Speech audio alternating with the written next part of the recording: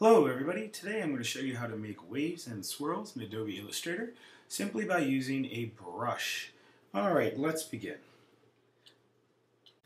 I'm going to go into Adobe Illustrator and create a new document.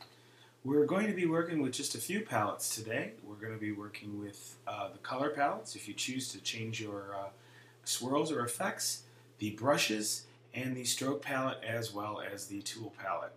First thing we're going to do is we're going to actually create a brush which will hold the swirl shape when we go to create objects. So let's begin by drawing a square and then filling it with black and making sure there's no stroke on it.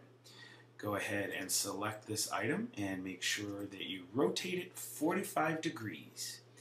With the hollow arrow tool, go ahead and remove a point and then join the points up with Command J so that you have a triangle. Now, when you click on it with the regular arrow tool, you'll see that the bounding box is rotated.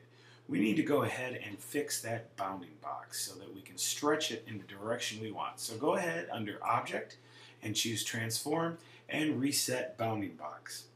Now we can go ahead and stretch this object out lengthwise, and we can give it a little smush from top to bottom. At this point, our shape is ready to be added to the brushes, so go ahead and click on the object to make sure it's active.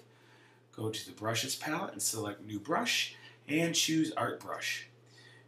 You can play around with the settings in here to try different techniques, but for now, we'll just go ahead and hit OK, and you'll see that the brush has loaded into the palette. Alright, now that we have the triangle loaded into the brush palette, we can start applying to our path shapes.